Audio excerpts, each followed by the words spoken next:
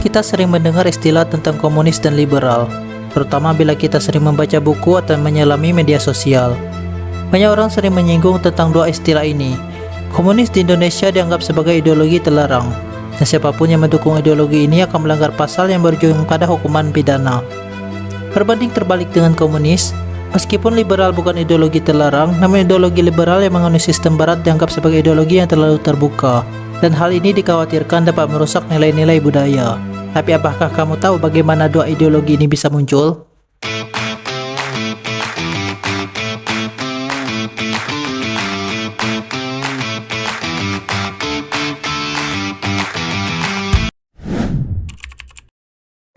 Ideologi liberal adalah ideologi yang pertama kali muncul setelah runtuhnya era Renaissance, era ketika pengaruh gereja dan monarki begitu kuat. Dengan adanya perlawanan keras terhadap dua kekuatan absolut pada waktu itu, masyarakat di Eropa berhasil mengakhiri zaman kegelapan dan beralih ke zaman pencerahan di abad ke-17. Pada zaman pencerahan ini, perkembangan ilmu pengetahuan begitu pesat dan melahirkan banyak kaum-kaum intelektual yang melatar belakangi lahirnya ideologi liberal. Ideologi liberal mengedepankan kemajuan akal, teknologi, dan kebebasan dalam berpikir, sehingga ideologi ini menentang keras otoritas gereja dan monarki yang selalu membenarkan hal-hal mengatasnamakan Tuhan, sehingga rakyat yang semakin cerdas mengambil langkah-langkah tegas. Mereka menginginkan pemerintahan yang berbasis hukum, perlindungan hak-hak individu, serta pemisahan kekuasaan dan demokrasi. Rakyat yang cerdas dan menentang keras kekuasaan absolut ini berhasil melahirkan beberapa peristiwa besar, seperti contohnya Revolusi Prancis, Revolusi Inggris, dan Revolusi Amerika. Namun, keperkasaan ideologi liberal juga melahirkan masalah baru di masyarakat pada masa itu. Kebebasan yang berlebihan membuat yang kaya bertambah kaya dan yang miskin bertambah miskin. Ideologi liberal akhirnya melahirkan sebuah sistem ekonomi yang bernama kapitalis, di mana mereka pemilik modal adalah orang paling berkuasa. Istilah pemilik modal ini disebut kaum borjuis, dan mereka sebagai pekerja disebut kaum proletar. Kaum proletar yang merupakan kaum buruh ditindas oleh kaum borjuis yang merupakan orang kaya pemilik pabrik. Kaum proletar diupah murah, bekerja melampaui batas dan tidak memiliki batasan umur, sehingga tak jarang anak-anak di bawah umur juga ikut bekerja.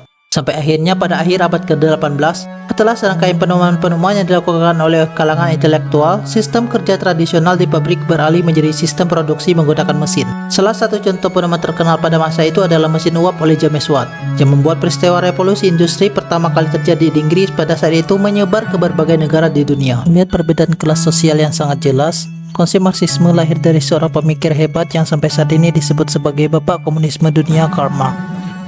Karl Marx melakukan berbagai kritikan tajam terhadap sistem kapitalis yang merebak akibat dari sistem liberal. Karl Marx mengkritik kesenjangan sosial antara kaum borjuis dan proletar yang dia nilai kaum proletar mendapat bagian tidak adil dari sistem ini. Konsep dari Marxisme adalah perjuangan kelas dengan tujuan mengakhiri eksploitasi terhadap kaum proletar dan menciptakan masyarakat tanpa kelas sosial, sehingga alat-alat produksi dimiliki bersama. Tujuan dari konsep Marxisme ini akhirnya melahirkan sebuah ideologi bernama komunisme yang sampai sekarang menjadi lawan dari liberalisme.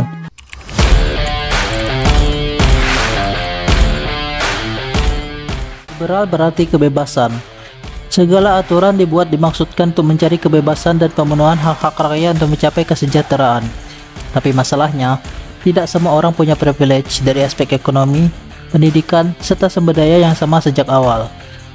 Ketimpangan sosial ini menyebabkan sistem liberal seringkali hanya menguntungkan kelompok-kelompok tertentu yang sudah memiliki modal awal, sedangkan kelompok yang terpinggirkan secara sosial, ekonomi, politik, dan budaya tetap tertinggal. Jadi, meski dianggap memberikan hak-hak sepenuhnya kepada rakyat, namun prinsip kesetaraan dalam segala aspek pada sistem ini sulit untuk tercapai bila tanpa ada intervensi dari negara dengan tepat melalui beragam aturan. Contoh negara yang menerapkan sistem liberal adalah Amerika Serikat. Lalu, bagaimana dengan komunis? Seperti yang sudah dijelaskan sebelumnya, negara komunis diasumsikan sebagai sama rata sama rasa. Tidak ada yang namanya perbedaan kelas sosial, tidak ada si miskin dan si kaya. Semuanya diatur melalui sistem terpusat oleh pemerintah. Di masa sekarang, salah satu negara yang masih murni menggunakan sistem ini adalah Korea Utara. Hal ini dinilai dari segala aspek, bahkan perekonomian mereka. Banyak dari orang-orang beranggapan jika negara China juga termasuk negara komunis.